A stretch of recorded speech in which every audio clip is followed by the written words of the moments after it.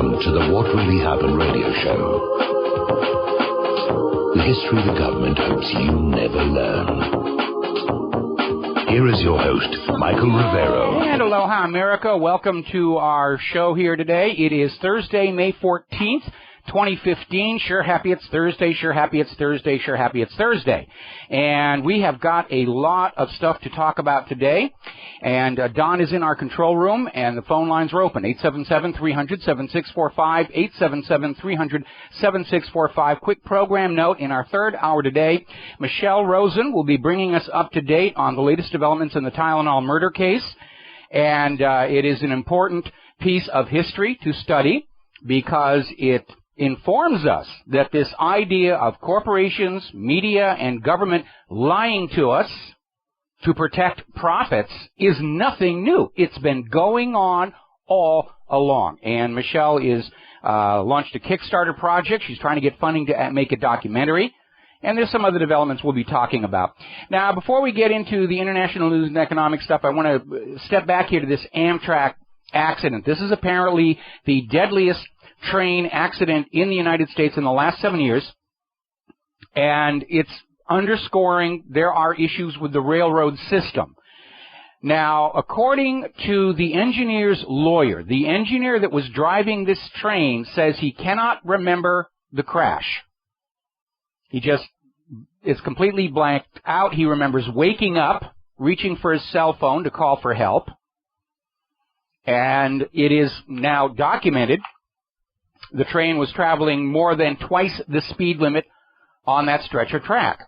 And as we mentioned yesterday, railroad tracks have speed limits based on how much load they can take. Not just the weight of the train, but especially on a curve, how much lateral force they can take. If you look at those Japanese bullet trains and you look at the rails underneath them, you will understand that the rails have to be built to sustain those loads. Now, I actually got some emails from people saying, well, look, why couldn't they have some kind of a GPS on the train that says we're coming up into a stretch that's only 50 miles an hour, please slow down? And there are such systems. Amtrak isn't using them. And as a matter of fact, Amtrak is now admitting that this particular train lacked the latest U.S. mandated safety controls. They just didn't have them. And the fingers are pointing over there about, funding for infrastructure, and it's your fault. You didn't give us the money to make the rails look good because you're giving all of our money to Wall Street and Israel and the war machine, and this is why we're having these kinds of problems. In a very interesting bit of irony, apparently yesterday, the Congress, the House GOP panel, cut Amtrak's budgets. Oh, you've got way too much money. And, of course, they're probably going to have to reverse that now, because we know the rail system is deteriorated. And by the way, Amtrak had a locomotive catch fire up in Milwaukee today. So it's not looking real good. And it is another indicator that the United States of America, which once prided itself as being the greatest nation on earth, is sinking into third world ruin. At least third rate here. Now, over at the State Department, the Persian language spokesperson, Alan Iyer, said Saudi Arabia had promised not to use U.S.-supplied cluster bombs against civilians in Yemen, basically ducking responsibility for the U.S. giving Saudi Arabia such weapons, even though they are banned by pretty much every other nation on earth. Yes, these are banned weapons that cause horrible damage, but Saudi Arabia promised they were only going to use them on the bad guys. Now, a former chief commander of the Islamic Revolutionary Guards Corps has basically slammed Saudi Arabia's actions in Yemen, and he's saying the same thing that we have been saying all along. This is not a war by Saudi Arabia against the Houthis. It's not against rebels. It's not against any one group. This is punishment of the people of Yemen for daring to kick out their U.S. puppet ruler. The war is on the basic needs of the Yemenite people. Food supplies, infrastructure, all of that. This is starving the people of Yemen into reaccepting their U.S. puppet ruler. And not surprisingly, there is a war of words developing over the latest attempt by Iran to send a cargo ship of humanitarian aid to Yemen. And the U.S. is saying, no, don't you do that. Don't you take food and medicine and water to those people because we're not done with them yet. When they accept their U.S. puppet ruler back, we'll send in all kinds of food and everything. But let them starve until they understand that once you are conquered by the United States of America, you stay conquered. Because the U.S. has a real problem. Their model of foreign dominance is falling apart. When the U.S. overthrew the elected government of Iran in 1953, it took until 1979 for the Iranians to get sick of it and kick them out.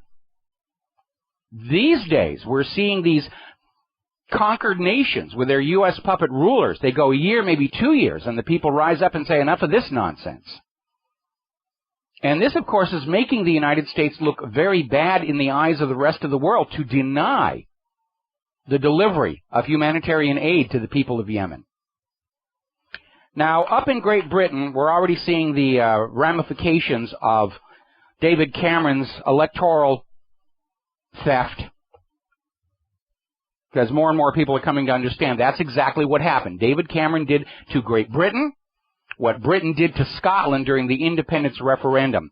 And the head of the Scottish National Party, which swept all of the Scottish Parliament seats, is up there saying, yeah, there's going to be an independent referendum. We don't care if David says no. We're going to do it. Well, David Cameron is trying to pull an end run and call the SNP's bluff. And they're saying what we'll do is we'll give Scotland complete financial independence, which was a big part of the push behind the independence referendum. That Scotland would collect its own taxes, figure out what they were going to do with the money, collect the revenues from the North Sea oil platforms that are inside their territory. David Cameron may actually give them that in order to forestall Scotland actually leaving the United Kingdom. Now, David Cameron is over there in Germany, actually over in Brussels, trying to negotiate changes to the EU treaty, the treaty that created the European Union, and he wants new rules in there to ban EU migrants claiming benefits for 4 years and allow the government to deport jobless Europeans after 6 months. Cameron also wants to have a ban on people claiming child benefit for children in foreign countries. All of which, I have to be very honest, does make a good deal of sense. But Germany is saying no, there will be no tinkering with the EU treaty. So we're already seeing more and more friction building up between Great Britain and the European Union. In fact, all the member nations of the European Union. Cameron is insisting they're going to be moving forward as quickly as possible with a referendum to permanently weld Great Britain to the European Union. And I think their little offering of financial independence to Scotland is just a temporary situation, because if Scotland is still part of Great Britain when it joins the European Union, Scotland becomes part of the European Union, and just like Greece, Italy, Spain, Portugal, France gets driven down to absolute poverty and squalor by the money junkies. Article coming out of Wake Up From Your Slumber, Cameron will continue waging war on working people. David Cameron's Conservative Party acts very much like Republicans in this country. No sympathy for people who are struggling just to stay ahead of all the debt here. And more alarmingly, I think Cameron's victory or theft has gone to his head. Because we're looking at this article, was pointed out by newsforge.com, where David Cameron is saying Britain is too tolerant and should interfere more in people's lives. He's out there saying Britain is passively tolerant and they should not leave people to live their lives as they please just because they obey the law. In other words, he's taking the liberal philosophy a step further and saying we have a right to go in and tell you how to live your life even though you have not committed any crime. George Orwell absolutely nailed it. We'll be right back. Aloha, America. Welcome back to the show here. And before we go over to the phones here, a couple more stories. I mean, Great Britain, right before our eyes, is turning into the vision of Britain in George Orwell's 1984, or the Britain depicted in V for Vendetta. It's accelerating. They're moving forward as fast as they can before more of the British subjects wake up to what's going on. The Independent is reporting that government ministers are wanting to change the rules to make it more difficult for the public to see what's going on behind their closed doors, to basically undermine their equivalent of the Freedom of Information Act. They want to block public scrutiny of these public bodies under the current government transparency law. They want it to go away here. In short, the British government wants to watch the British people, and is already highest per capita rate of TV cameras of any nation on earth. But the British subjects don't get to watch the government. What's wrong with you thinking you have a right to look at the government?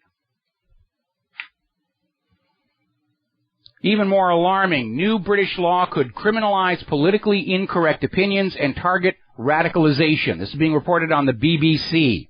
Now, when you hear the phrase politically correct, it sounds like a positive. Oh, we all want to be politically correct. What it means, if you think about it very carefully, is you are in accord with whatever the political system says you should be thinking, feeling, or saying.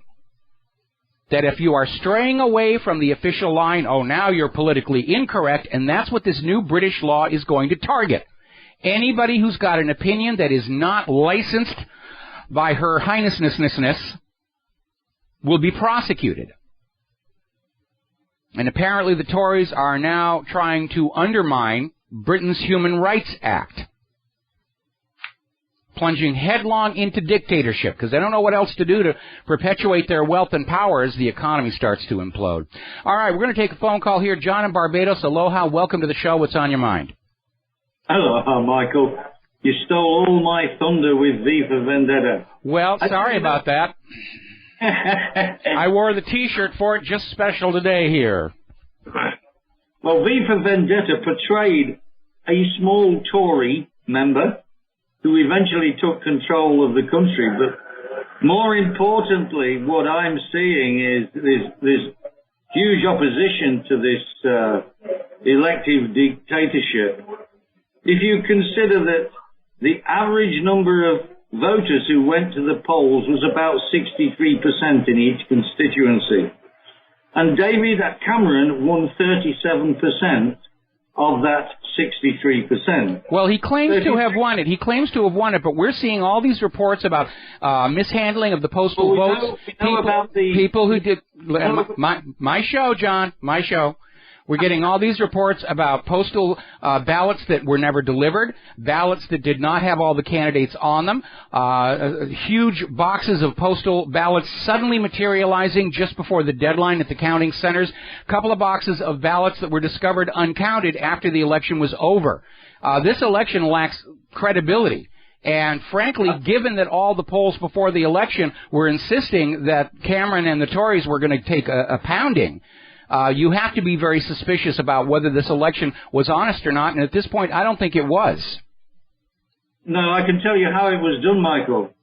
In what they call the marginal constituencies, where the two major parties were very close, they used postal ballot padding. They call it padding. In other words, it's just fraudulent postal ballots to pad the Conservative vote up to just squeeze past Labour, which happened in about 20 constituencies. Yeah, we call it stuffing here in the United States. Okay? But anyway, but I'm looking at this, what's happening with all these, you're not allowed to voice your opinion. We're not going to allow these tolerant, law-abiding citizens. We're going to crush down. Yeah, it really is. There, these Western nations understand the economy is about to implode. They've got a lot of very angry people. They're trying to figure out some way they can create a law with which to keep us enslaved and subservient and not complaining anymore. Here in the United States, of course, they got an uphill battle against our First Amendment, but we're seeing in France and Canada and Great Britain where's this double standard where freedom of speech means you can complain about this stuff, but you can't complain about that. Anyway, listen, John, I hate to do this, but I've got another call I need to get to before the commercial break, so thanks very much for the phone call. We're going to switch over here to Dustin in New Jersey. Aloha, welcome to the show. What's on your mind? Hi, Mike. Hi, John. Hey, Mike, like, it doesn't matter if the British leave the EU or not, because they have those bloody bankers still tagging along, so I mean, it doesn't really matter where they go. No, Cameron doesn't want to leave the EU. Cameron wants to make Great Britain a complete part of the European Union. Right now, Britain still has its own currency. It's still de-linked, but Cameron has been pushing to merge Great Britain with the European Union all along. And, of course, we know what's going to happen to those poor people of Great Britain if he succeeds. The bankers are going to come after them. They're going to confiscate all their wealth and put it in their pocket.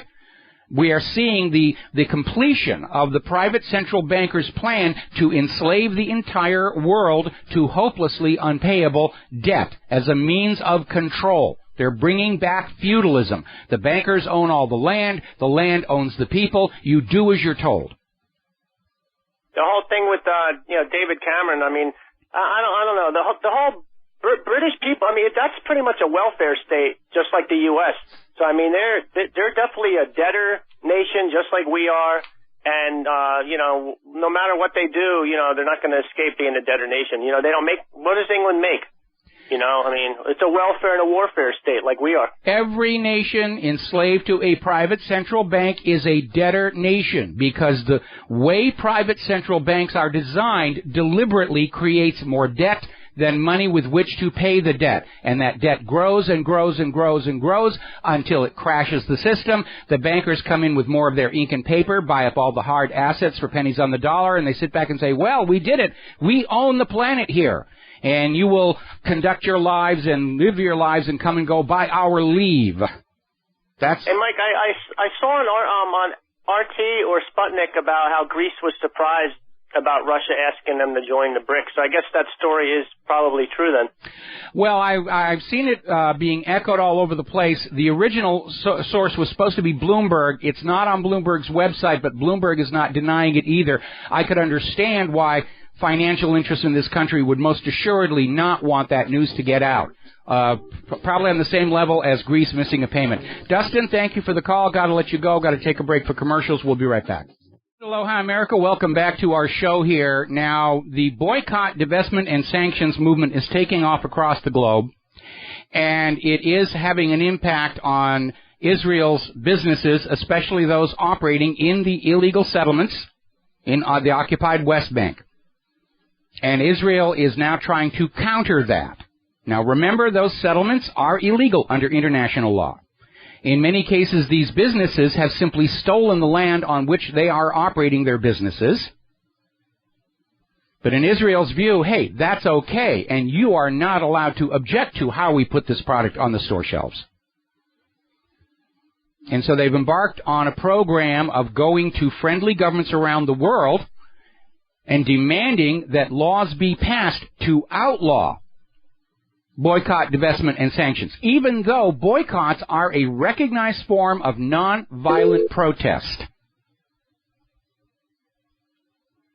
And obviously they have sympathetic ears in Washington, D.C., up in Canada, in the Harper government, Canberra, Australia. So we have the United States, Canada, and Australia are willing to trash their founding principles of freedom of speech to please almighty Tel Aviv. Israel is trying to lobby the Congress to add a ban on BDS into these transoceanic trade pacts that are currently causing so much contention. Israel literally wants the laws of planet Earth to say you cannot complain about anything Israel does. And if you think Israel is misbehaving now, when we're free to talk about it, just imagine what they're going to be doing in a world where nobody's allowed to point out that, hey, maybe Israel shouldn't have attacked the USS Liberty. Maybe they shouldn't have done the Lavon affair. Anyway. Now, up in Germany, Angela Merkel's government is still, all buddy-buddy with Israel. But they're facing a growing movement within the German population that it's time for Germany to take a strong stance against Israel for all of Israel's war crimes. And the vast majority of the people of Germany today were not even alive during World War II. And they don't feel that they should be responsible for whatever it is that is supposed to have happened back then. And a lot of them are saying they doubt that story anyway. It's just more propaganda. And they and a lot of other people across Europe and the United States are saying it is time to take Israel down off of its altar and hold them to the same standards of international behavior as any other nation on planet Earth. Not everybody agrees. Former British Army officer Colonel Richard Kemp was up there making a speech saying that Israel ought to be granted all immunity from war crimes laws. They need to be above the laws. They need to be free to go out and kill more civilians. Anyway. Right now, 136 nations recognize a Palestinian state. 137 if you count the Vatican, which is considered a nation. But Obama continues to hold out and say, oh, no, there's no Palestinian nation. Absolutely not. Please let me keep my job for another year. Story coming out of TASS. Expert says U.S. will unlikely expand NATO by absorbing Ukraine. And this is coming out of the translation's a little botched here. What's going on is coming out of the meeting between John Kerry and Sergei Lavrov and Vladimir Putin. The statements made by Kerry indicate a pullback from confrontation with Russia. The U.S. is now officially acknowledging the Minsk agreement, even though the U.S. was not invited to be part of the negotiations. And they're talking about lifting the sanctions if the Minsk Accords are complied with. And what's even more telling is that Russia didn't even bring up the sanctions. That topic, that agenda was introduced by Kerry and the U.S. State Department. So it looks like, at least for the moment, this idea of pushing through Ukraine to get into an outright war with Russia seems to be fading. Now, the Kiev forces have violated the ceasefire 43 times over the last 24 hours, according to the DPR Defense Ministry. And Poroshenko has gone ahead green-lighting that bill, allowing ethnic Russians to be sent to concentration camps. And then he followed that up with a claim that Russia has 11,000 troops inside Ukraine. This was during an interview on German ZDF television. I think Poroshenko has lost it. And I think he's even more dangerous to his allies right now than to his enemies. All right, we're going to grab ourselves into the phone call. Scott in Texas, aloha. Welcome to the show. What's on your mind? Oh, yesterday I was just going to make two comments, but I guess the first one was so exciting it just ran over and ran out of time. But really what I was going to say is the global warming thing here in Dallas, Texas, we had our heat on the last 3 nights in a row. And that's pretty unusual here, considering once it starts getting above 60, it don't ever turn back down. And well, you know, here in Hawaii during the daytime when the sun is high in the sky, as it is during the summer, you know, we're getting nice tourist weather in the 80s, but at night it's still going down into the high 60s, and that is just very unusual for May. And later on in the show, we've got more reports of snow hitting California, Nevada, frost warnings all across the central states up into New York and Maine.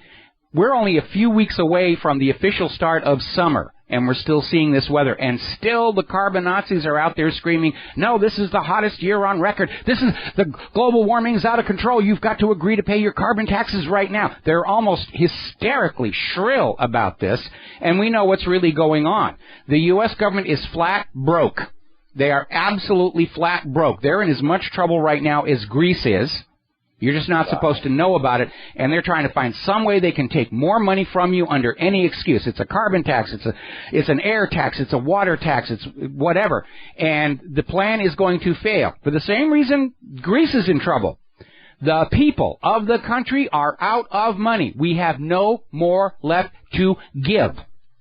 And unfortunately, all the money junkies on Wall Street and all the people inside Washington, D.C., they go to sleep at night absolutely dreaming that there's vast amounts of wealth still out here in the rest of the country. They just have to figure out a clever way to get their hands on it, and all will be well. No, it won't. That piggy bank is empty. It is starving.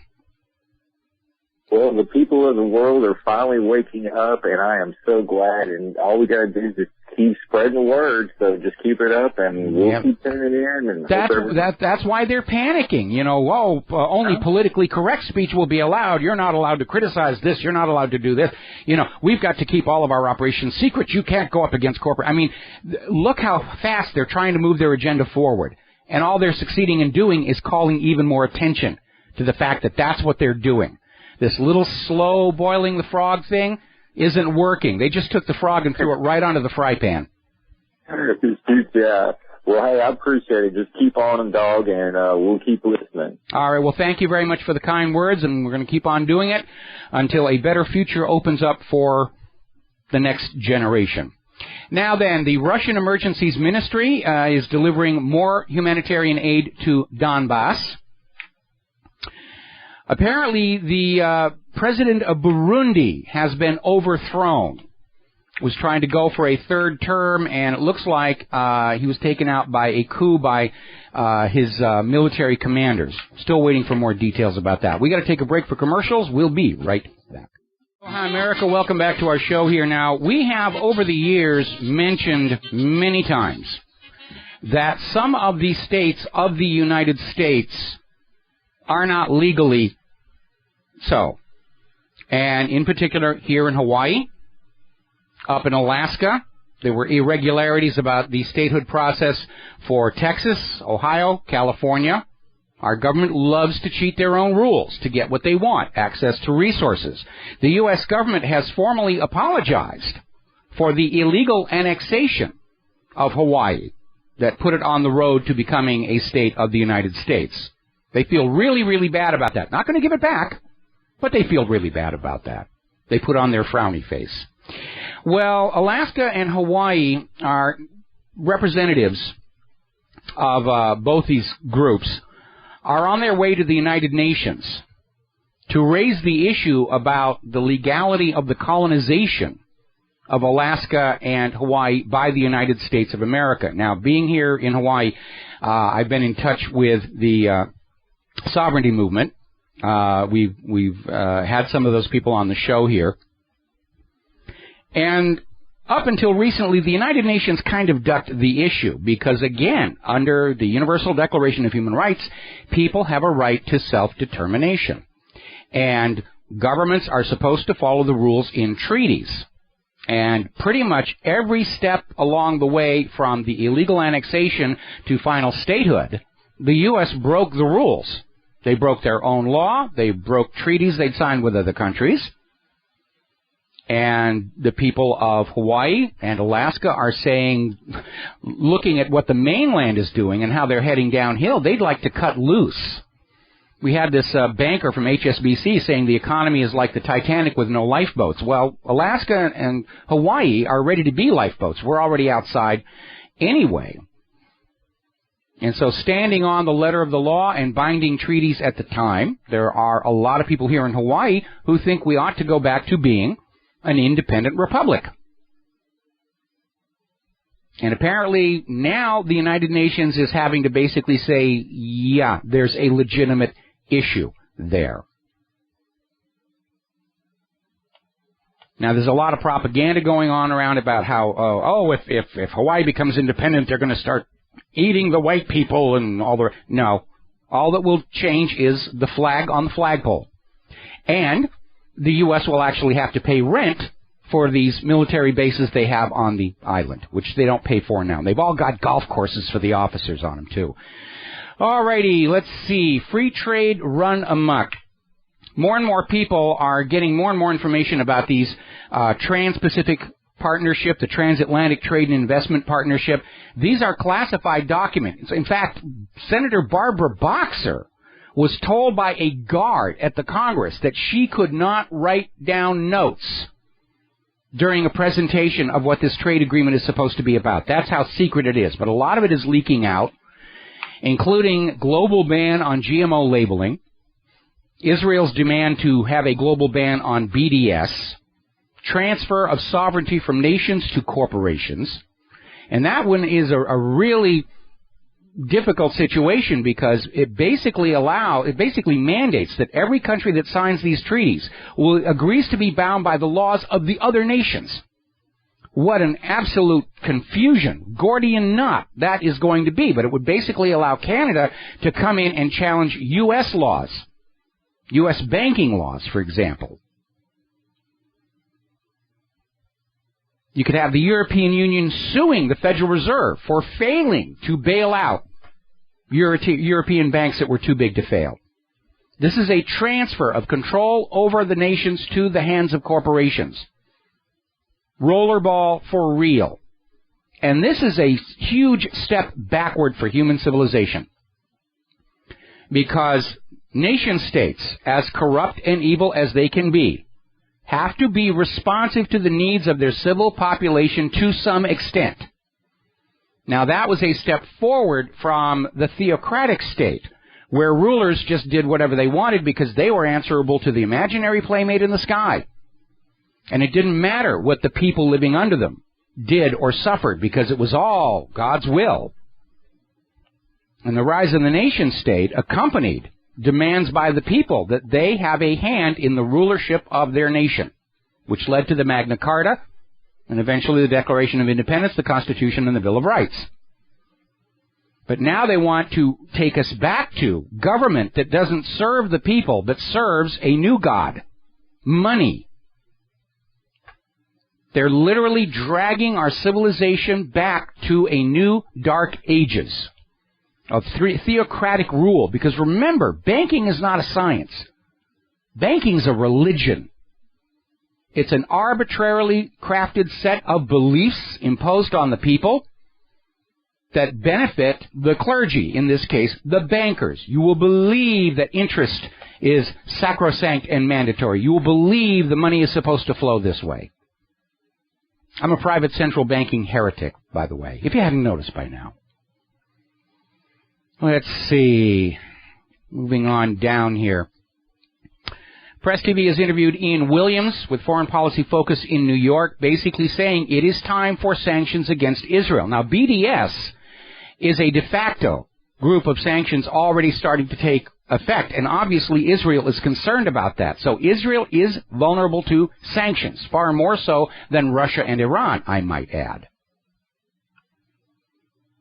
The situation is spiraling out of control. Article out of Investment Watch blog, and it's saying something that I've been saying for a very, very long time. As the economy falters, the U.S. escalates the push for war.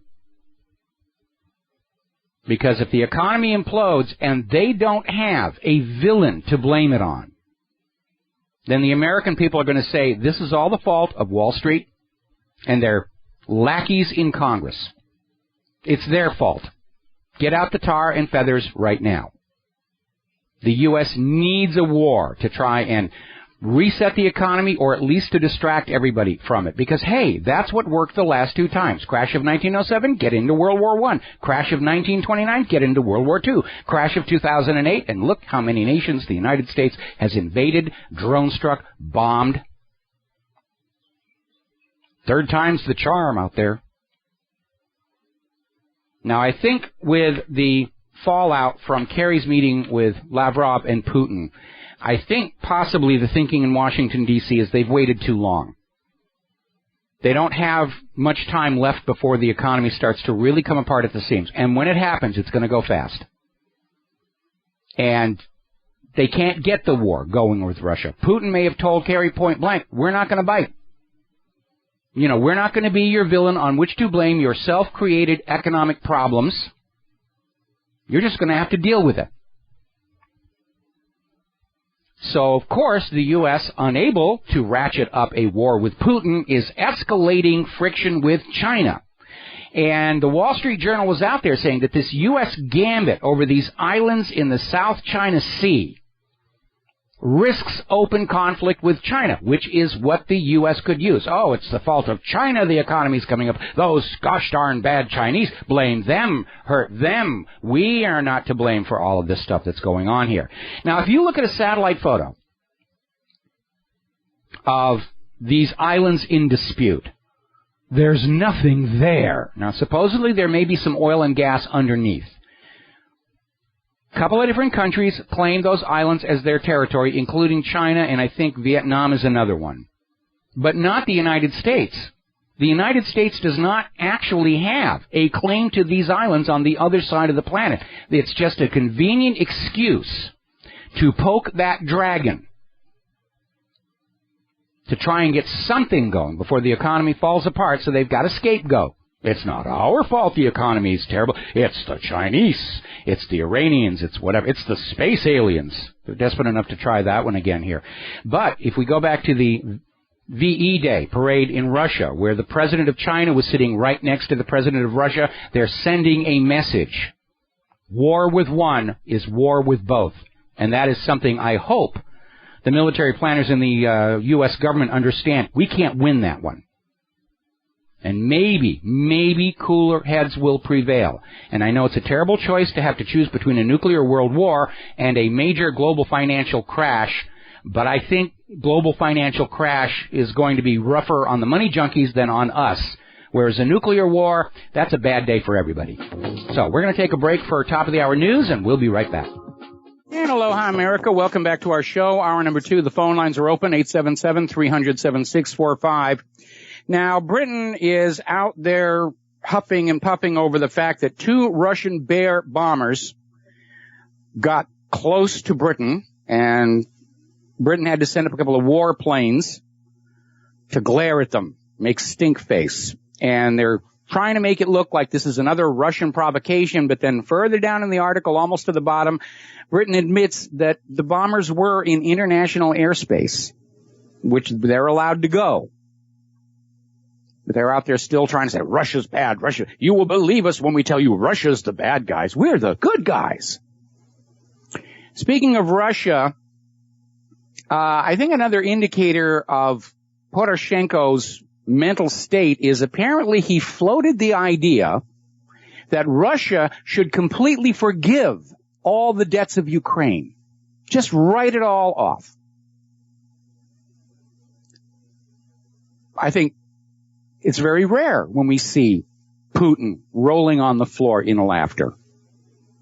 And obviously the answer came back from Russia, no, we're not going to do that here. Now, down in Greece, things are getting really tense there. And I think at this point pretty much everybody understands it's only a question of time before things start falling apart there. The Greek finance minister, Varoufakis, has asked the European Central Bank if the debt payments could be pushed back a little bit. He's not going to get that because the ECB, the IMF, the Troika, they're all in a rough spot. If they cut any slack for Greece anywhere, all of the other member nations of the European Union are going to stand up demanding exactly the same thing. Spain, France, Portugal, Italy. So they can't cut any slack. Now, the IMF at this point is saying there will be no more bailouts for Greece. Greece apparently used their emergency fund to pay off the last loan. They're basically using the current loans to pay off the last loan. That's a desperation situation. Greece is expected to the Greek government is literally expected to be totally out of money sometime within the next 2 weeks. They've got more of these giant payments that have come due. No way can they make them. Now again, I'm trying to track down this story where Russia is inviting Greece to join their banking system. Greece would be well advised to take that offer seriously when you look at how Russia treated Cyprus and its debt, wrote much of it down, stretched out the payments even more. Russia is very kind to people who owe it money, unless you're Ukraine, obviously. But then Poroshenko basically spent the last year angering Russia. And then he turns around and says, can you just forgive all the money that we owe you? But again, I'm having trouble confirming the story. It was supposed to be at Bloomberg's website. I can't find it there. Bloomberg's not denying it. but it keeps popping up all over the place. And frankly, it would make sense for Russia to extend that invitation, and it would make sense for Greece to just quit the European Union and accept Russia's invitation. At which point, the U.S. would go into Athens, overthrow Tsipras, put in a puppet ruler who would say, oh, the Russians are bad, they stole my country, and start another civil war there. Now, France is looking at a penalty of 5 billion euros over the cancellation of the Mistral deal with Russia. And France really cannot afford a hit of that size. France is also in economic trouble, as is every nation enslaved to a private central bank. And Russia would still like the ships. U.S. is telling France, don't you do it. France may turn around and tell the U.S. to just go jump in the lake. They have a contract. France is already losing other military contracts from countries who don't want to give France their money, only to have the U.S. say, don't deliver the weapons. India was going to buy a whole bunch of French warplanes. They trimmed the deal back to the absolute minimum, and they're buying their warplanes from Russia now. Meanwhile, we were talking last week about how Boeing is starting to make inroads into the Iranian civil aviation market. Germany is hopping on board. Iran is a huge buyer of passenger jets. And money talks. And it looks like another nation may break ranks with the sanctions agenda. This whole plan is coming apart here. Now, there's an interesting story that came out of Investment Watch blog.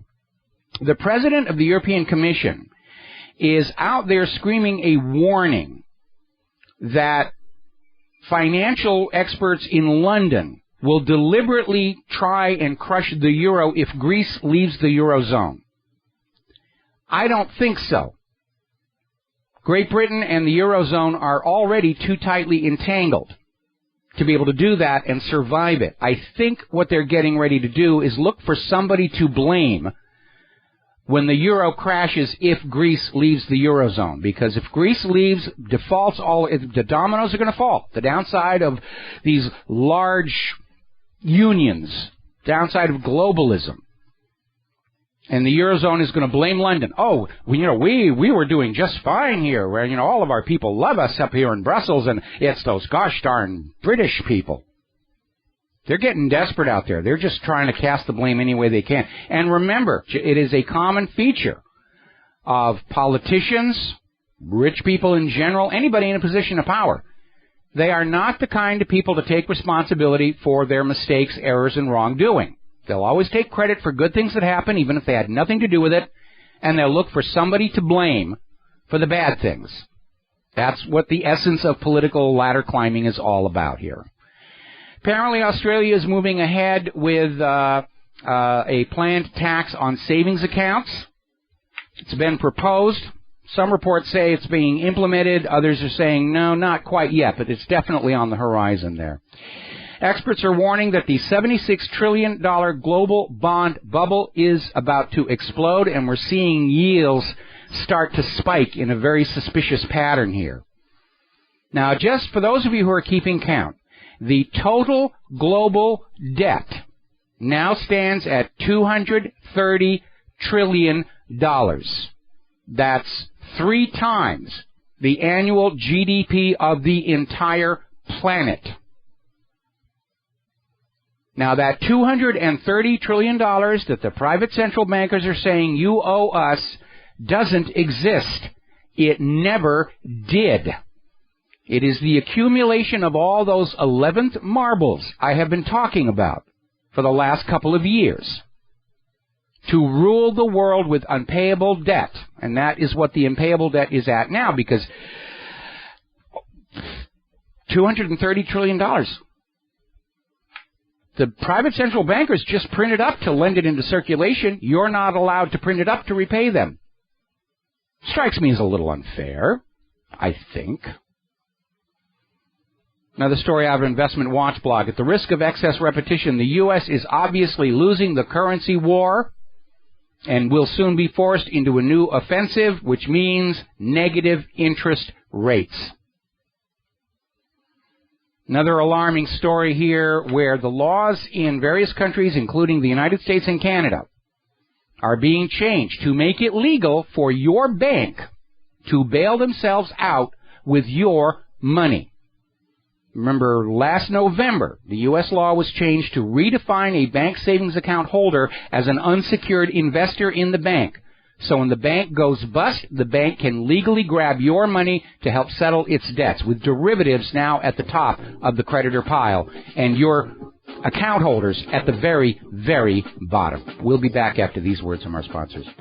Hello, hi, America. Welcome back to the show. And a very alert listener just sent me the link to the article on Bloomberg about Russia inviting Greece to join the BRICS banking system. And the reason the article is a little hard to find is the article is basically ridiculing the idea. So, oh, it's a late April Fool's show. This is nonsense. I mean, yeah, Greece owes a couple of $100 million to us, but if they join BRICS, they'll be billions in the red. And they're basically trying to diss the idea. So it does look like this is really happening. And from the reaction we're seeing from Bloomberg, it's causing a great deal of panic. All righty. So, moving right along here. Wholesale deflation strikes U.S. economy. April producer price index, biggest annual drop in 5 years. It's a warning sign. Remember yesterday we were talking about how the April consumer spending numbers were flat, which undermined that lame excuse we were getting from the economists that the low consumer economy in the first quarter of this year was all because of that really cold, harsh winter, which you're supposed to forget all about because we're going to hit you with a carbon tax later this summer. Apparently, 5 big banks are going to plead guilty to felony charges for currency manipulation, antitrust violations. Barclays, JP Morgan Chase, Citigroup, Royal Bank of Scotland. And nobody goes to jail. Nobody goes to jail over this. Must be nice to be a banker. You can commit felonies all over the place and you never go to jail. You go down to that convenience store and you shoplift a Twinkie, you are going to the lockup. Apparently, Wall Street executives are starting to hold meetings to try and figure how they're going to deal with the 2016 presidential campaign, because at this point, they're not going to be able to keep the economy out of the campaign debates and speeches. And inevitably, the pressure is going to be from the public on the candidates to point the finger of blame where it richly deserves to go. Private central banking and out-of-control Wall Street corruption. So the Wall Street executives are getting together with their public relations firms to figure out how they can come on out and assure everybody that they're just a swell bunch of Joes and it's just a complete accident that they've got all these millions and billions in salaries and bonus agreements while Americans are going hungry here. Pamela Geller made the news again, not for quite the reason she wanted to. Apparently she was on Fox News trying to compare herself to Rosa Parks as a bastion for the preservation of various rights. And apparently even the Fox host couldn't handle that one. It's amazing. Alrighty, talking about Hillary Clinton, as you heard on the SRN news break, she has agreed to meet with the Benghazi Committee once and one time only to try and clear the air over what happened. The Benghazi Committee can't set a date yet for this single appearance because the State Department is still refusing to turn over relevant information about just exactly what happened there. And Hillary's out there saying, I want to put this behind me before the 2016 campaign. All right. Ask the State Department to release all the documents. That'll get it behind you, one way or the other. Apparently, George Stephanopoulos gave $50,000 to the Clinton Foundation. Didn't bother mentioning it while he was out there reporting on them. We're just seeing the tip of the iceberg of the corruption. There's a lot more to be found there. Now, one of the other politicians who are gearing up for the next year's elections, Governor John Kasich, responded to the question about Iraq by saying, yeah, the United States should not have attacked Iraq. Okay? And he was out there saying, if the question is, if there were not weapons of mass destruction, should we have gone? The answer would have to be no. Now, the 2003 invasion of Iraq was never about weapons of mass destruction. That was just the big lie to trick you into going along. The 2003 invasion of Iraq was about Iraq starting to sell their oil for euros instead of dollars in 2002. Now, since the end of World War II, the United States has dominated the global financial system, first through the Bretton Woods Agreement and more recently with the petrodollar. Iraq's selling their oil for the euro threatened the dollar's hegemony, and that was the real reason for the invasion. To put in a puppet regime in Iraq that would put Iraq's oil on the world market, but only for the U.S. dollar. It was also the reason for the invasion of Libya. Because Libya, Gaddafi set up the gold dinar and said Libya's oil is for sale, but only for the gold dinar. Now, you probably heard on the SRN Newsbreak how Jeb Bush has issued a clarification. He wished to clarify his earlier statement about, yes, he would have invaded Iraq. And now he's saying, no, I would not have gone into Iraq. That's not a clarification, by the way. That is a skid mark on the pavement, reverse course, 180 degrees. And under the rules that the politicians have just made up, we are supposed to completely forget Jeb Bush's earlier statement and say, oh, yes, Jeb Bush opposed the war in Iraq. Absolutely, we will believe that. I think we need to take this about face, this flip-flop, and carry it forward into the campaign as a reminder that what Jeb Bush says today could be completely opposite tomorrow. He's just saying what he thinks people wants to hear. Why he thought anybody wanted to hear that he would have invaded Iraq, I don't know. Maybe he was just trying to be kind to his brother and his father. And it blew up in his face because we all know we should not have invaded Iraq, should not be invading all these other countries. Because they don't have weapons of mass destruction and they are not a threat to the United States of America. Their economies are a threat to Wall Street. And that is why so many of our children are being killed and crippled in these foreign countries. To make the bankers happy. Now, as you heard on the SRN Newsbreak, Marco Rubio is out there saying we've got to increase defense spending, which is already, we spend more in the United States on weapons than the next 25 nations combined, most of whom are supposed to be our friends. But he's out there saying we've got to confront Russia, we've got to confront China, we've got to confront Iran. Okay, Marco, if you really feel that way, here's your rifle, here's your parachute. Here's your Dayglow orange jumpsuit. Watch your head climbing into that transport plane, and we'll call everybody and tell them you're on your way to kick their butts all by yourself. But we, the American people, are sick and tired of this constant warmongering for the benefit of the money junkies. We have had it. You will not trade one more drop of our young people's red blood for your gold. That's it. Drawing a line in the sand on that one here.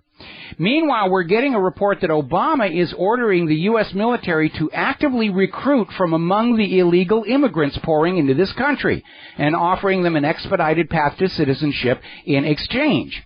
Now, I don't think these illegal immigrants are going to be motivated fighters for foreign wars. They don't have the emotional connection with this country. Maybe Obama plans to use them domestically against the American people. But if you'll remember, that's what got Charles I into trouble. And it did cost him his head. We'll be right back.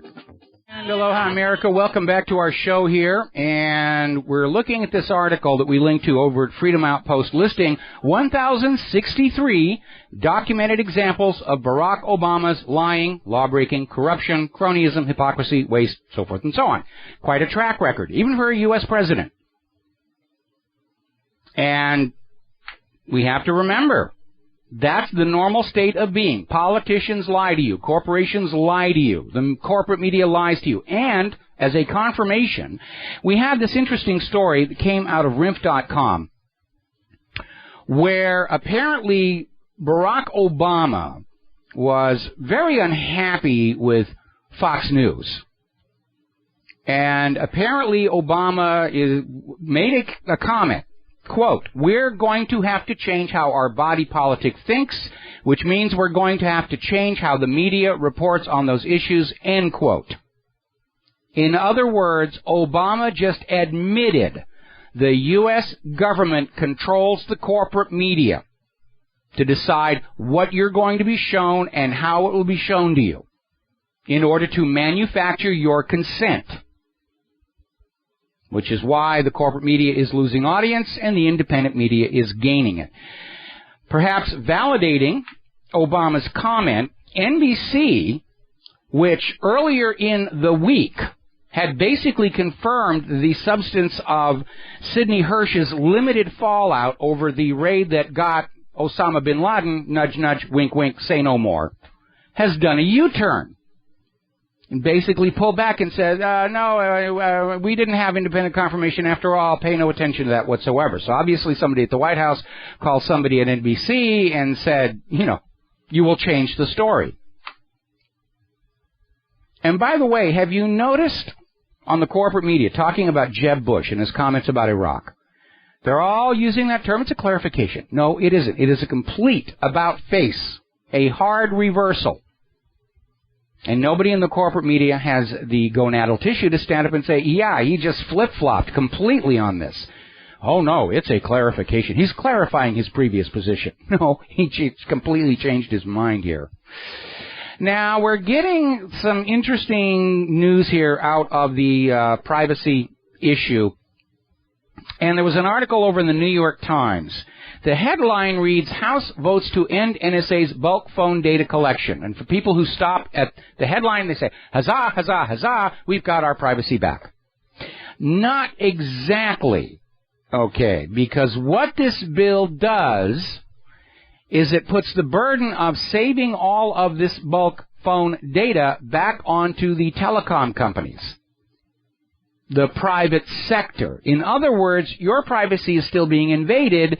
They just changed the signs on the door and dumped the dirty work on somebody else.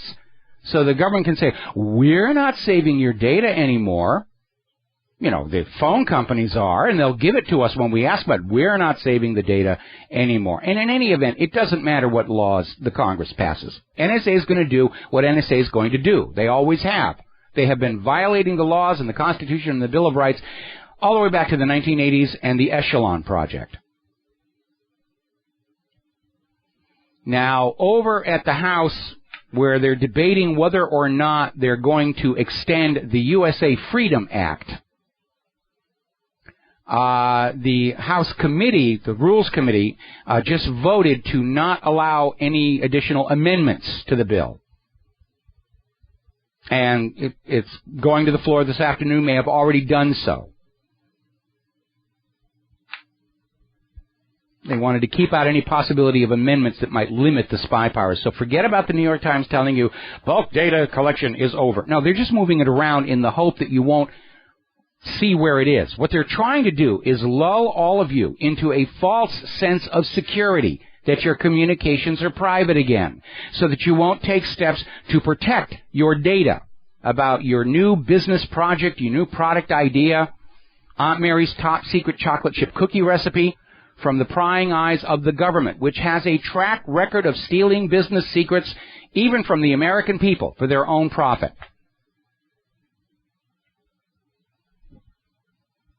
The only way we'll ever have our privacy back is for all of these agencies to be torn down. All these computer centers to be sold off for surplus or scrap iron, razed to the ground, and everybody who violated the Bill of Rights gets tarred, feathered, hanged, drawn, quartered, burned, and the ashes peed on by a rabid wombat. Anything less than that, it's just another dodge. It's just another lie. Oh, we promise you, hands on Bible, we're not spying on you anymore. Really, we wouldn't do that. We respect you as American people. We promise to obey the rules. And they never have. Apparently, the FBI violated their own rules in the surveillance of anti-Keystone XL pipeline activists. Okay? Now, there's a couple of revelations in there. First of all, the FBI doesn't even play by its own rules. Second of all, they're not out there finding criminals and terrorists and rapists and muggers and the rest of it. They're out there spying on people who oppose corporate interests. It's the modern Gestapo here. Now, a very alarming story. The head of the National Security Agency was giving a talk over at West Point. Came out and said that if the United States suffers a cyber attack, the U.S. may choose to respond with real weapons. Now, we know how desperate the U.S. is to get into some kind of a war with a peer, because they're not going to distract the American people from the economic destruction, corruption, greed, by slapping around another pretty much helpless Middle Eastern nation like Yemen. They need a war with a peer. They're not going to get it with Russia, apparently. That's why they're starting to make stink face over there with China. Quite a while back, I wrote an article called The Virtual 9/11. Will the U.S. and Israel hack the U.S. banking system computers and falsely blame it on Iran or Syria or Russia or China or whoever they need to do? Because it seems like that's what the head of the NSA is leading us up to. Big crash of the American computer systems. Oh, it was Russia. China did this. Iran did it. Monaco did. Australia, whoever. Now, for those of you who are fans of the Starbucks coffee shops, if you have that little Starbucks app on your smartphone, you want to clean it out right now. Delete your credit cards, PayPal accounts, anything tied to it, because apparently it is wide open to hackers. And hackers are draining bank accounts via that Starbucks app. And this underscores something that we need to keep in mind as we start hearing all the money junkies talk about the cashless society. Oh, it'll be great, the cashless society. All the money will be in our computers. Well, look at what just happened to everybody who trusted their money to the computers with the Starbucks app. Look at all the hacking and accounts that have been compromised. They're setting you up to be victims. Now, the reason they want a cash-free society is so that they can monitor all your transactions, so that $1.3 trillion in currency currently in the pockets of the American people is transferred into the banking system where they can use it to play their bankers' games. It prevents a run on the bank. There's nothing for you to take out of it. It's all cashless in the computer system. But if you want to avoid having your personal banking information stolen from this computer financial system, pay for your Starbucks coffee in cash. We'll be right back. And aloha, America. Welcome back to our show here. Now, earlier in the program, we were talking about how Obama is ordering the U.S. military to start recruiting from among the illegal immigrants inside the country. I don't think they'll be effective fighters in the foreign wars, but Obama may be ready to use them as domestic army troops because they won't be as reluctant to fire on American citizens as American citizens in uniform. One possibility there. Very alarming story, though, coming out of Patriot Rising. Apparently, the Department of Homeland Security is not even keeping count on how many illegal immigrants it is allowing to stay inside the United States through prosecutorial discretion. They actually don't know how many illegal immigrants have been released into the United States of America. Somewhat reckless. Now, we know that we are in a crisis situation regarding healthy food. We've got Fukushima toxifying the Pacific Ocean, Deepwater Horizon toxifying the Gulf of Mexico, GMO damage all over the place. We're running out of food, and it looks like one of the ways the government is trying to deal with that is to basically use Michelle Obama's lunch program to feed really cheap food to our kids, get them used to starvation early on, I guess. And I just put up this story, or the Patriot Rising has a story that we just linked to, where students found huge bugs in the vegetables they were served as part of Michelle Obama's approved school lunch program. Remember, the whole rationale for this was that they were going to decide what they were going to feed the kids in order to make sure they got a healthy, balanced meal. And students have been using their cell phones to take pictures of what they're being fed, including the pictures of the bugs. I think parents would be appalled. Parents are going to feed their own kids a lot better than the official school lunch program. I think they're just basically taking whatever's borderline in terms of food supplies and they're dumping it in the school system. It's amazing there. Let's see, another story here about a wrongful arrest here. This is from krqe.com, involving the police department arresting this guy for selling drugs because there was a video from a southeast Albuquerque smoke shop. The undercover detective succeeded in buying a $5 packet of this synthetic, whatever, it doesn't even really matter. And they go out and arrest him. And it turns out they arrested him because this guy's name was on the paperwork for the business. But he wasn't actually working for the business at the time. And they basically locked this guy up. And it wasn't until the prosecutor actually looked at the video and said, "Oh, that's not you." And they finally released him. Now, remember the story we were talking about 6 former Philadelphia narcotics cops were on trial for drug dealer shakedowns. Somehow, the jury of 6 men and 6 women found them all innocent. Just, it's insane. Now, during the recent disturbance in Baltimore, apparently 2 prison guards, corrections officers, joined the looters. Looted a 7-Eleven store. They got caught. They're suspended without pay. I think it's getting very easy to find the real criminals in our country right now. If they're not wearing a politician's suit, they're wearing a uniform of some kind. And there's been another questionable death in custody. This is from KFOX 14. There was this Fort Bliss soldier who voluntarily surrendered to serve a 2-day sentence at the El Paso County Jail for driving while intoxicated. 2 days. And he turned up dead. Big lawsuit about this. It happened in 2012. It's only just now seeing the light of day. Do you remember the Stanford prison experiment?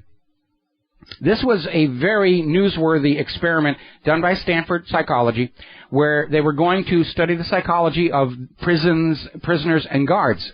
And they took a whole bunch of volunteers, and they flipped a coin to decide who was going to be a guard, who was going to be a prisoner. And they started this experiment with a simulated block of cells, and they had to call the experiment off because by the end of the first week, the guards were brutalizing the prisoners. And they weren't real guards and real prisoners. They were volunteer subjects in this psych experiment. We know that being put in that position of control over somebody else's life gives vent to some of our baser instincts. Government is supposed to hold those instincts in check for the law enforcement personnel. They're supposed to have rules and oversight so that the Stanford prison experiment doesn't become the standard of life in this country, and yet obviously it's gone the other way. Last year, 2014, 51 cops were killed on the job. And they're making a big deal about, the cops, they're being killed. That's why they're so afraid. They've got to protect their lives here. 51 cops, 2014. And yes, it's a tragedy for those 51 cops to have died.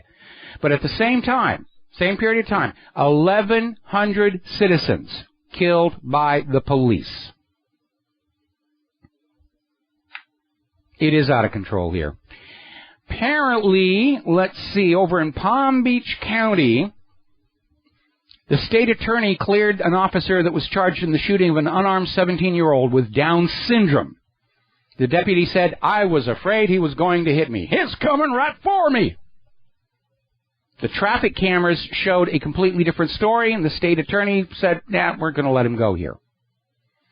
And according to this article that was over in Refreshing News 99, this investigation shows a consistent pattern in Palm Beach County where the state attorney's office simply lets the cops go, even when the evidence indicates a crime by the officer took place. Now, out in California, this is very alarming. California senators are putting through a bill right now that would ban grand jury investigation into deaths at the hand of the police. In other words, the grand jury never gets to look at it. It is entirely up to state prosecutors to decide whether or not they're going to prosecute the officers. They don't want to fix the problem with police brutality. They just want to protect the police, because whenever you take a domestic police force and turn it into an instrument of oppression, the first message that has to go out to those officers is, you can do whatever you want, and nothing bad is going to happen to you. Now, a while back we were talking about this incident where the TSA, where these two gay gate attendees were rigging the x-ray machine to allow one of these guys to go fondle the junk of the passengers. And according to Judicial Watch, they've gotten documents showing this is widespread. Apparently, not satisfied with the priesthood, a lot of gays, both male and female, are getting jobs at the TSA because they get to fondle people. You know, they're not going to let boys fondle girls and girls fondle boys, but the girls get to fondle the girls. The guys get to fondle the guys. And for girls and guys who swing that way, wow, talk about a perk on the job there. And apparently it is a major, major problem. And if you're going through and being fondled, you have to ask the question, you know, is this some gay guy getting his jollies off of me? Or some lesbian getting her jollies fondling up my wife or daughter? Because apparently it's a real problem. And in all the years of their operation, the TSA has yet to catch a real terrorist. They've traumatized a lot of people, stolen a lot of electronics. They dropped and destroyed my laptop up in Seattle, but they have yet to actually get a single real terrorist. All right, we're coming up here on the news. When we come back, Michelle Rosen's going to be joining us to talk about the Tylenol murders and that history here. And finally, before we hit the music, Jefferson Parish School District, they are now arresting students with real police handcuffs, take them to jail for crimes like swearing, throwing Skittles, or having a cell phone. What are they turning our children into? We'll be right back. Aloha, America. Welcome back to our show, hour number 3. And joining us on the phone now is Michelle Rosen with the Tylenol murder story and the latest updates. Michelle, thank you for spending time with us today. Thanks again for having me again, Michael. I love it. Well, you know, it is an important story, even though it begins so long ago, but it is important to understand these kinds of deceptions by corporations, government, media are nothing new. It's not a new phenomenon. It's been going on all the time. The only difference is now the American people are finally wising up and realizing the extent to which they are deceived by these various parties. So what's the latest developments on the story? I understand you got a Kickstarter campaign up there. Yeah, I started my Kickstarter to launch a campaign for trying to raise money to make a full documentary on the story. We've got enough news and everything in today's. We don't need just everything from 30 years ago. We've got a Kickstarter started up to do a documentary on what's happening now with the case. It might be 32 years old, but every day this thing takes a different turn and always has some new rock to turn over to find some sort of deceit and corruption and lie. So it's going to hopefully take off. People get funded, and we could do the movie by next year. Well, that would be certainly a film worth seeing here. And even though it's been 32 years, I understand you're still having to deal with resistance, interference, harassment, so forth and so on.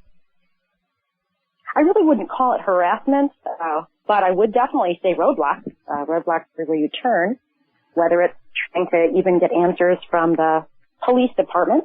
What used to be the FBI, They gave up jurisdiction a year and a half ago, put it back into local hands where it belonged after they destroyed all the evidence, of course.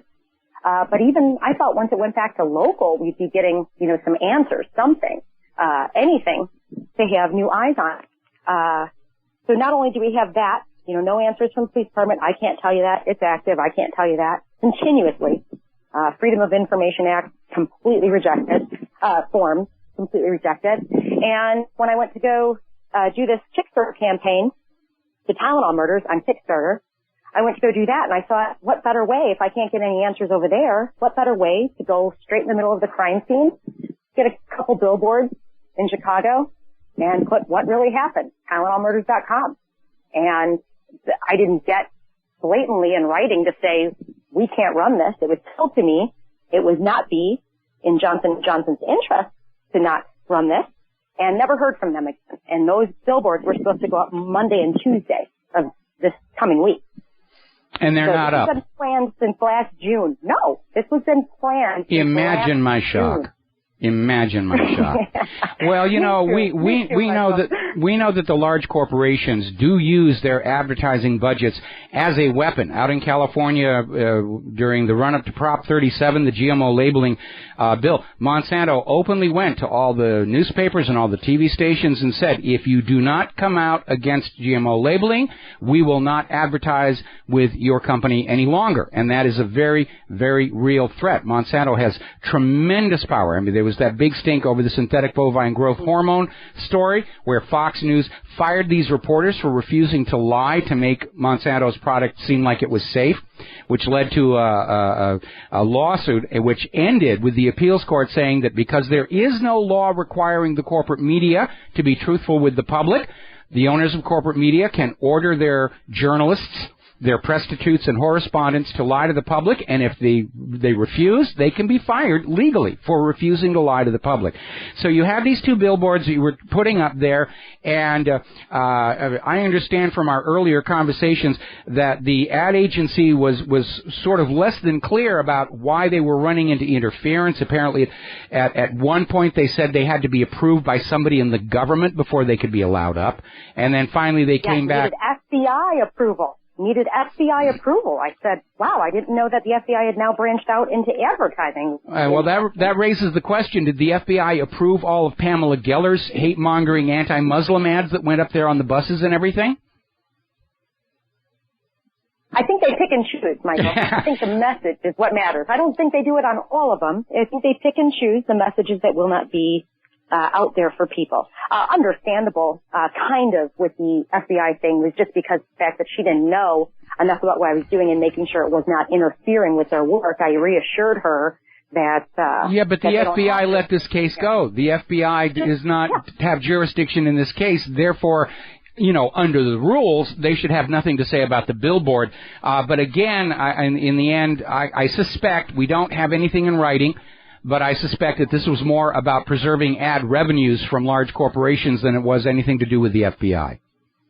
Yeah, my piddly little 2 days of destruction isn't going to do, be anything to be shifting over, big corporation advertising. So, and what you just said before, with the, prostitutes, I love that word. I've been using it for years, with the corporate, influence on our media. Well, they don't even have to threaten in my case. With Johnson & Johnson at the time, of the murders, and for years and years later, the CEO of Johnson & Johnson's family was owners of everything from CBS to CNN to Disney to ABC.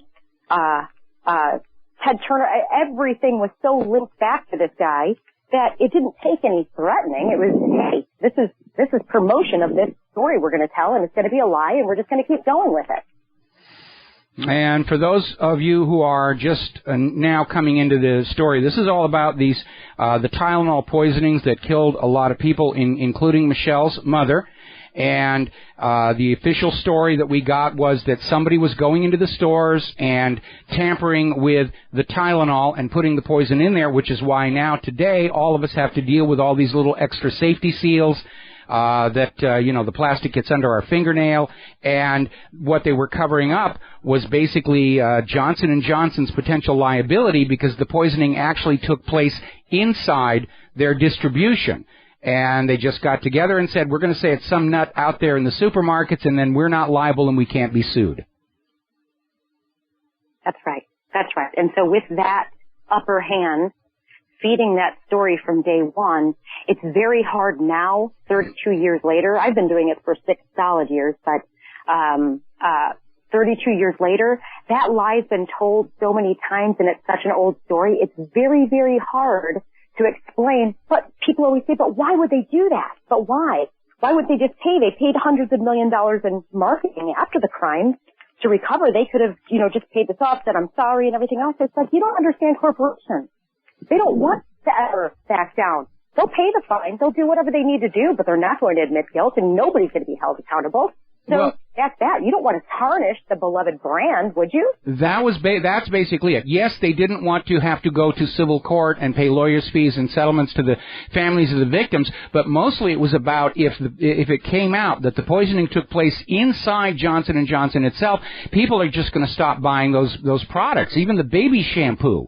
And the losses from that would be far greater than any civil settlements in the situation. But again, the reason I keep coming back to this story is to hammer home the point. We, the American people, have been lied to all along by corporations, by the corporate media, by the government to protect corporate profits. They've been doing it all along. It's not a new phenomenon. It's just now we recognize that's what's been going on. It's easier to believe. Now, in the future, once I have a lot of extra time, I will create a web. My website is TylenolMurders.com, but I will create not only an interactive timeline, but my idea here is doing a where are they now, and taking those people in government that were in charge of the case, from law enforcement and FBI to the FDA commissioner who exonerated Johnson & Johnson at the time, all of these members of our servants, our taxpayer servants, and what happened to them over the years. Oh, wow, Michael. Follow that trail and you'll find the FDA commissioner who exonerated them 2 years later is now working for now working for a communications company that has spent 39% of their $88 million a year is Johnson & Johnson's money. Michelle, we got to take a break for commercials. 4 minutes. We'll be back. We'll pick up this story right there along with new developments. Aloha, America. Welcome back to the show. We're talking with Michelle Rosen and the Tylenol murders, and we were starting to get into the history of what actually happened to the people who were involved in this cover-up. And before I turn the mic back over to Michelle, something that you always need to look at to determine if you're dealing with some kind of a cover-up is if the people who are involved with it seem to get spectacular promotions 1 or 2 years later, when they don't think anybody's looking. And it reminds me very much of the case of the assassination of John F. Kennedy and the subsequent assassination of Lee Harvey Oswald by Jack Ruby in the basement of the Dallas Police Department. And what's really interesting is the same officer who was in charge of Kennedy's security from the city level was also in charge of protecting Lee Harvey Oswald. And he lost both of them, nudge, nudge, wink, wink, and eventually became the chief of police for Dallas. Now, Roy Vaughn, who was the officer accused of letting Jack Ruby into the basement, was promoted to chief of police of Midlothian, Texas. So when you see what appears to be a very poor job performance followed up by spectacular promotion, you're looking at indications something hinky was going on. So, Michelle, we know that this guy at the FDA was eventually moved to a very well-paying job with a communications company that was tied in with the Johnson & Johnson financial empire. Any other examples of that? Yes. So you have, in all, what we have found in research was from the FDA commissioner to Johnson & Johnson's group chairman of McNeil, and VP of public relations. All of these people, it all started, relationships started as early as high school in Chicago. We tied in a whole lot of friendships, a lot of cozy friendships that have been going on from Harvard to this Fenwick High School, as a private high school in the Chicago suburbs, right in the middle of the crime scene. And these people are called in just a week before the murders, which proves that they, that they knew they had a problem in distribution. They knew this was coming. They let it hit the shelves anyway, and were ready to deal with it with their full powermen in play. So when you've got Arthur Hall Hayes, the FDA commissioner, his dad was president of CBS Radio, by the way. Okay. So after he went on to move to the biggest PR firm, Burson and Marsteller, he ended up then starting a communications company with Johnson & Johnson's money. So you see a lot of that. Even locally, I found a couple of the officers, a judge's wife that I found that they planted evidence, and all these things, even down to the county where we were, where this happened, where people end up in the most mysterious places years later. And I find that too many coincidences here to keep saying, well, that could happen, that could. but there's just too much of it. Yeah, it's the sheer volume of all the coincidences. And then you look at some of the very strange things like the investigators into the murders turning over all of the Tylenol back to Johnson & Johnson for testing rather than sending it to a crime lab.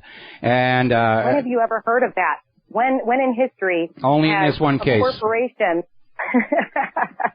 the FBI actually turning over all of these bottles, well, the ones that weren't flushed down the toilet, which was told, by all of the media to do, flush it down the toilet. You're getting rid of evidence. You can actually prove where this stuff is coming from. Well, our former employee of Johnson & Johnson, who I hooked up with years ago and discovered this huge web and the massive rat hole that it was, discovered that it was all planned from the very beginning. They knew it was coming. They knew what they had to do to stop it. And what he uncovered was you can get rid of all the bottles you want. No madman just picks lot numbers. And the lot numbers all come back to the same channel of distribution warehouse in the Chicago suburbs where it all ended up being.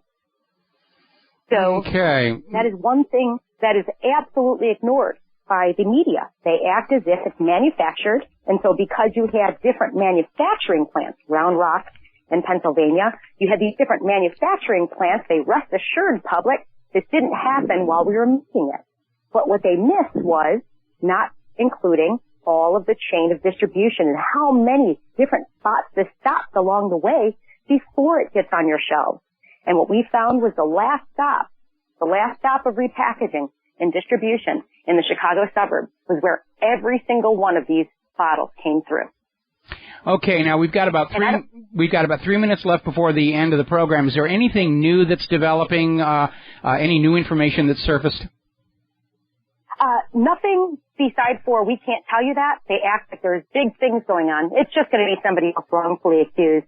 What I think is new is the leads that are falling easily into my lap at this point. And now that I'm being so vocal about it and trying to make this documentary and all the things that I'm trying to do is I believe if I can do the documentary and get this through, people will start coming out of the woodwork. They're either retired or they're dying and they don't care anymore and they want to say, I worked here and this is what happened and this is what they told me to do. I have found a few of those, from lawyers, to medical examiner's office, to things like that. And I'm just really pressing to be able to make the documentary, get this Kickstarter funded, get that out. So then that way it's more than just me with the voice. And there's going to be a whole country of people saying, I've been taking these products for years and you mean to tell me it's been endangering me and you're just fine with it. Okay, what's your Kickstarter goal? 75,000. Okay, that's a reasonable budget. That's a reasonable budget for a documentary. I would suggest somewhere out there has to be a grant organization that is willing to go out and fund something like this. Maybe the same people who were behind some of these wonderful HBO documentaries about predatory priests in the church, vote rigging. Inside job. I think you need to publicize that you're putting this project out there and not rely on the Kickstarter campaign. $75,000 really isn't a lot of money to a major media corporation. In fact, is it Netflix who's now starting to, or Hulu that's now starting to do their own in-house productions? I would actually take the project to them. Yeah, Netflix actually said once it's all done, once everything is done, you can't take a pre-anything to these guys. They want to see done product. I've already tried that. Yeah, a lot of people want to do that, but I guess it must be Hulu that's doing in-house production. They're looking for that sort of thing. Let's you and I take that discussion off the air, and I may be able to point you at some people. This is a documentary that does need to be made. And again, because somebody got away with murder, and somebody covered it up for no other reason than to protect the profitability of a giant corporation. It's an all too common theme here. In this day and age, people are ready to listen to this. Back when it all happened, nobody would have believed the story, but the American people are sadder but wiser, and we know this goes on, and what this story tells us is it's been going on all along. We live in a real-world matrix of lies and deceptions. Michelle, thank you very much. We'll have you back on the show in the very near future to keep this story alive and kicking, okay? Thanks, Michael. Have a great one. All right, same to you. We're going to take a break for commercials, and we will be right back. America, welcome back to our show here. And last hour, I had two stories about our education system. One was the fact that these Michelle Obama school lunches, which are touted as being balanced, healthy nutrition for the kids, are basically consisting of the cheapest food that can be found. And as of today, the story, the kids were finding bugs in the produce. That's about as bad as it gets. And the other story was about how this school is now having school police arrest, throw in handcuffs, and actually take away to a cell kids for throwing Skittles, swearing, having a cell phone, which I guess this school bans cell phones so people can't take pictures of those Michelle Obama lunches and send them to their families. And I was asking, what are they training our children to be? And then following it up with a story from Refreshing News 99, the Asian and European countries now dominate education in science and math. The United States is currently ranked 28th. Now, without science and math, you cannot compete in the modern technological global marketplace. In transforming our schools from education to indoctrination, our present government is sabotaging the future of this nation. And the reason they're doing it is they don't want to have kids who can solve problems, who can think logically, who can analyze, because then they grow up to be, well, me. And that's a serious inconvenience for politicians who don't know how to run a country by any other means than lies, fraud, and deception. I keep thinking back to that wonderful segment off of HBO's The Newsroom, and I'm so sorry that show is not coming back, where Will McAvoy gets out there and says, we're not the greatest nation on earth anymore. We were at one time. Back in the 1960s, the race to the moon. We did that because we had young people who knew math, who knew engineering, who could take pieces and put things together. Now we're 28th in the world. That is a terrible, terrible symptom of the decline of the American empire. All right, we're going to grab a phone call. Alan in Texas, aloha. Welcome to the show. What's on your mind? Hi, thanks for taking my call. Hey, I'm a space enthusiast, and I'm not as knowledgeable as you, but I would like from time to time to contribute to the discussion.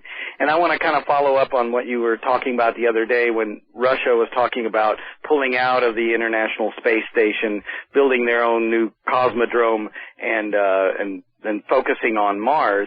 And what I wanted to point out, though, is a few years ago, the Russians had completed a long-term kind of a mock Mars mission where they locked them into a facility, and they were in there for about a year, and they kind of went through the mission profile, and it included a little sandbox where they went out and pretended to do an EVA and everything. And my point here is that it just shows you how far ahead they are in this idea that they're going to go to the Mars. And we are so far behind. And I just wanted to kind of remind everybody of that fact that we're farther behind than we even realize. I mean, they've actually gathered some really good We have to buy data. our rocket engines from Russia. The United States can't make a reliable rocket engine any longer. The U.S. has to buy them from Russia. The same people were making stink-face at. We have to let Russia take astronauts up to the ISS for us. We really have lost it. The United States can't do all the wonderful things it used to be able to do. And part of that is because the decline in education, as it drifts into indoctrination, and because other countries that are far more friendly to smart people have been luring our best and brightest engineering minds to their shores. And people who know how to manufacture are leaving the country because there's virtually no manufacturing left here that requires any kind of skill. It's all low-level, small shop stuff. And you're absolutely right. Now, one of the reasons John Kennedy had so many people who hated him, he actually wanted to call off the race to the moon. And he wanted to partner with Russia to do it together. rather than a race to see who gets the flag up there first. By the way, little historical footnote most people don't know. The military in the United States wanted to win the race to put a man on the moon by making it a one-way trip.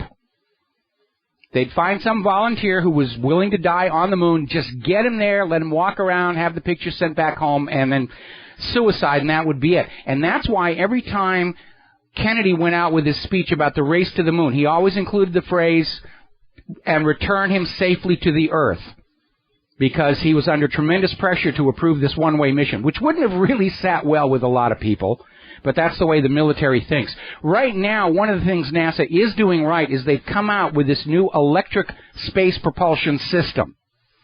And apparently, because it doesn't require consumable fuels, it can run for hours and days and could actually cut the travel time to Mars down to a mere few weeks. And here is a classic case of we should get the U.S. and Russia back to being friends again, no matter what the money junkies think, and say, let's go to Mars together. And I'll tell you what will really get that project going is when NASA finally decides to wipe the egg off their face and admit that, yes, we found indigenous life on Mars back in 1976 with the Viking missions. And it's very frustrating to me, and certainly to Dr. Gilbert Levin, to see all these announcements coming about Curiosity's found things that sort of look like bacterial mats and sort of look like this and sort of look like that, and maybe there's liquid water. And NASA just absolutely refuses to take an absolute stand on anything, except that March was the warmest year on record. But as soon as it's acknowledged that we actually did find that there was life up on Mars, everybody's going to want to put down their weapons of war and say, hey, let's go find out who else is out there. And that's exactly why NASA kept a lid on this thing. Because if we stop going along with the bankers and war agenda, then we're just of no use whatsoever to the ruling class. And remember, when Marco Polo came back from China, the first thing that the church did was throw him in a dungeon. They didn't want their followers to know that there was another civilization out there to the east that had never heard of Jesus, because it would undermine their authority and power, which was based on God is everywhere, we work for him, so you do what we tell you. And, I admire what the Russians are doing. They're making a serious, steady commitment, and so is China. So are all these other countries. They're leaving the United States behind because the United States has put so much of its technology and effort into weapons of war. We've sacrificed everything else, our infrastructure, our educational system, even the health of our people, in this rush to just try and build all of these weapons of war. And we've fallen prey to the military-industrial complex. We're making the most expensive weapons in the world, and they are junk. They're already putting the F-22s into museums. They're that useless. Yes, I'd like to also add that because they're so far ahead, that I've always believed that the race to the Mars should be an international thing. I don't think any one country could do it, but we're so far behind that I don't know if they need us. I think other countries. This new NASA propulsion system, that's a game changer. And I also want to concur about your one-way mission to the moon. I've actually seen the proposal for a one-man lander. Okay. So anyway, I'll let you go, and thank you. All right, thank you very much. We're going to take a break for commercials. We'll be back with the last segment of our program after these few words. Aloha, America. Welcome back to our show here. And just a quick comment about that story you heard on SRN where they've arrested this guy who was flying a drone across the street from the White House, and the White House is on lockdown. The Secret Service is out there. We actually linked to the first report of that story, and they got a picture of the actual drone. It's about this big, made out of plastic. It's not a threat. This is just Obama playing for sympathy. Oh, the drone people are out to get me. It's nonsense. If somebody flew a drone like that near me, I'd be embarrassed to make an issue about it. Just amazing here.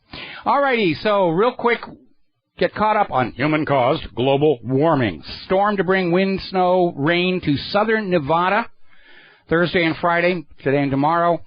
Hit and miss rain and snow showers roll into northern California. Cold storm bringing snow to Southern California. Southern California to bear brunt of storm. Big Bear is looking at a lot of snow. They had to cancel a bicycling event that they had there. All the events they had for spring and the spring melt, they're having to push back because the snow is still there. Big Bear Lake, impending snow postpones resorts' summer plans. Well, let's just keep the ski resorts open a little bit longer here. Frost advisory issued for parts of interior Maine, Franklin, Hampshire, and Berkshire counties. Frost advisory for southeast Michigan, so forth and so on.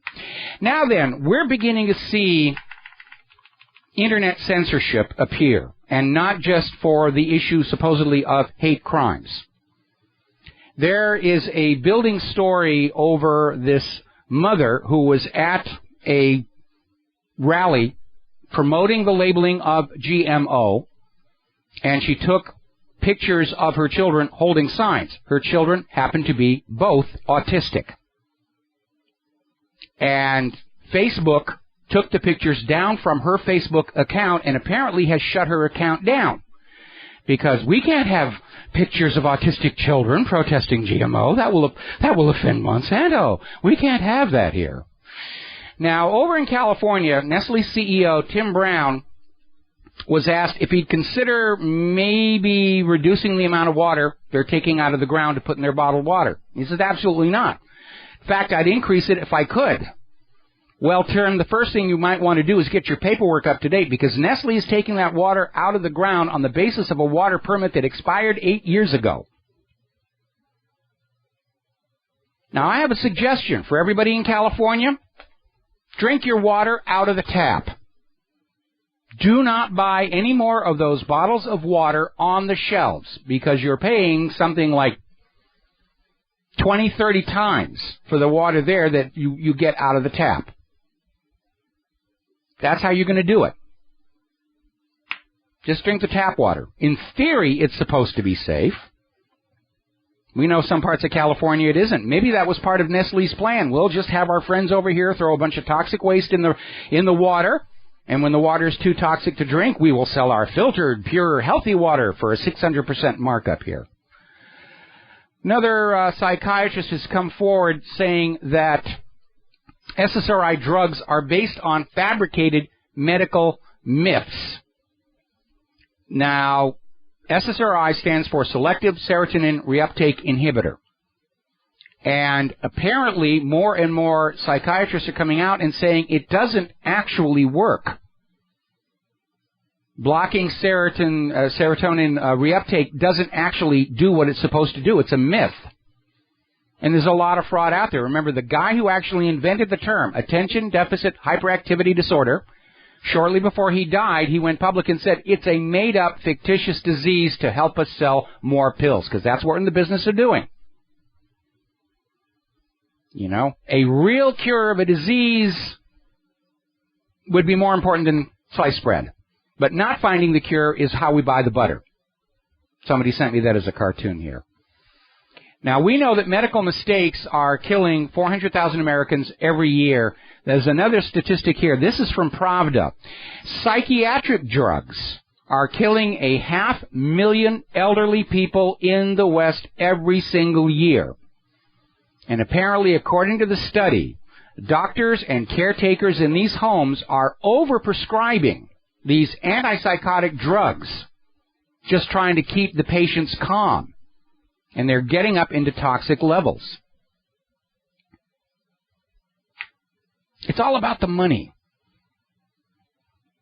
Over in Great Britain, they're floating a proposal to pay the big pharmaceutical corporations to solve the antibiotics crisis, forgetting that they created it by overselling, overprescribing, pushing antibiotics, which led to the development of antibiotic resistance bacteria, which, by the way, are still susceptible to nanosilver.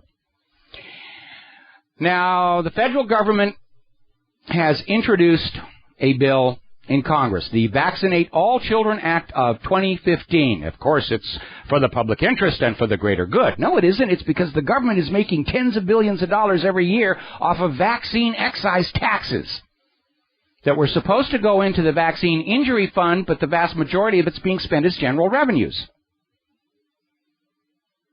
The California Senate has approved a bill to vaccinate school children, mandatory vaccinations. And apparently none of them have been following that story that came out of Mexico, where they started a mandatory 3-way vaccination program, vaccinated 57 kids, 2 of them died, 29 went to the hospital, and they called it off. The track record of these modern vaccines is abysmal. But these politicians, all they can think about is stimulate the economy, get you to buy things even if you don't need it or want it. We need to get we need you to get you to spend money. People don't have it to spend.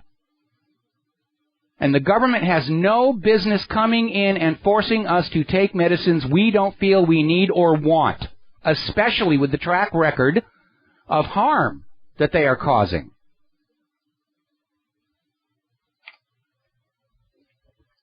Nowhere in the Constitution is the government given the authority to tell us what foods we may eat, what medicines we must take, what things we must buy. Those are all the hallmarks of a fascist economic dictatorship, which sees your wallet as the solution to all of their self-made problems.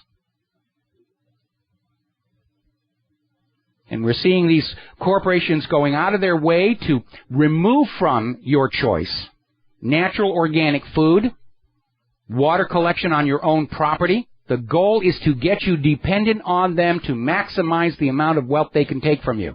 And it's breaking down because they've got all the wealth.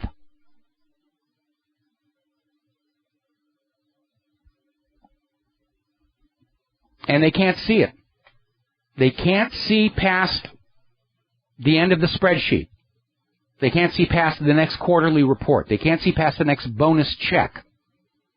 Nobody in this country is maintaining an overview any longer. Haven't been for quite some time. And that is supposed to be the job of the federal government, to sit between the greed of the money junkies and what is best for the nation as a whole and arbitrate between the two.